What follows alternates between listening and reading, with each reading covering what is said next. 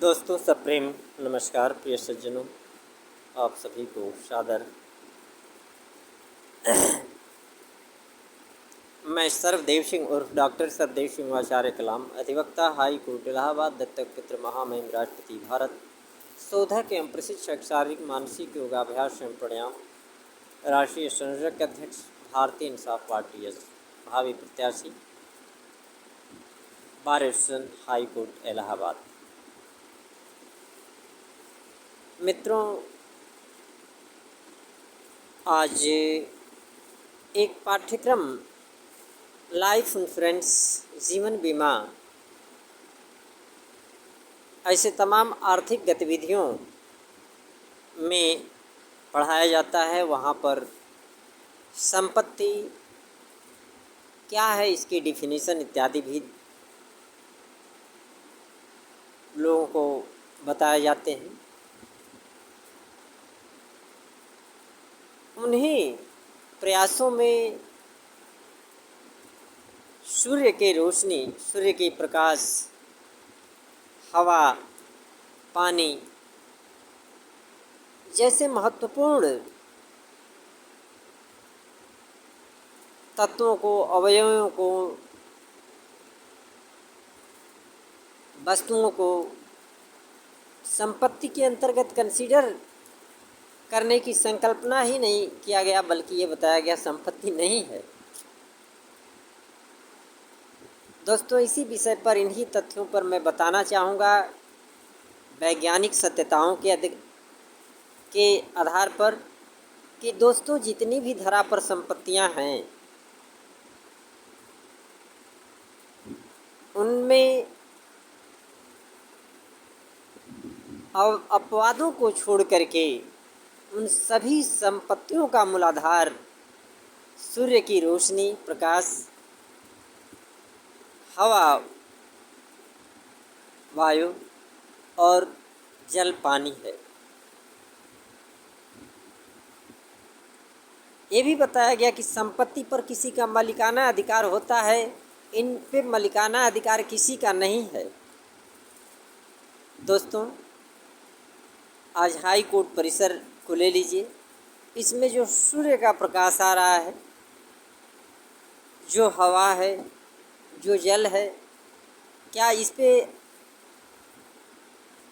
अप्रत्यक्षता हमारे high court का मालिकाना अधिकार नहीं है?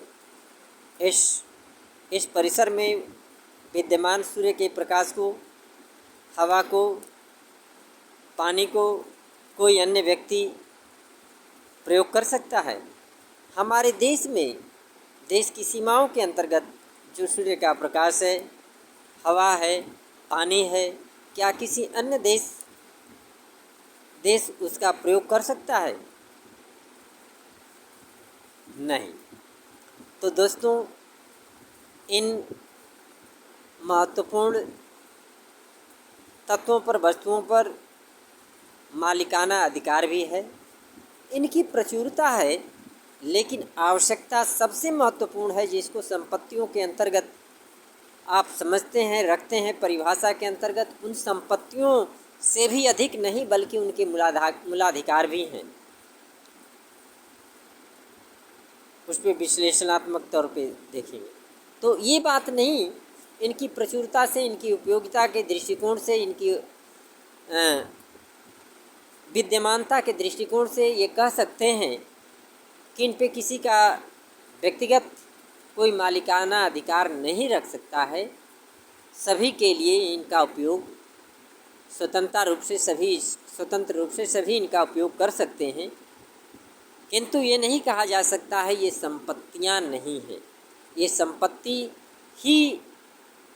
संपत्ति होने के बावजूद सभी जो विद्यमान संपत्तियों की परिभाषा में हैं, उन संपत्तियों के मूलाधिकार हैं।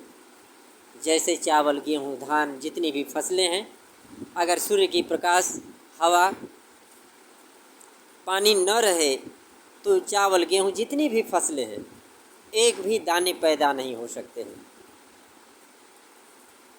बहुत से ऐसे रासायनिक वस्तुएं जो कि उपलब्ध हैं, फसलें नहीं उपयोग में आएंगी तो तमाम तरीके के वस्त्र इत्यादि बनते हैं उनका निर्माण नहीं हो सकता है।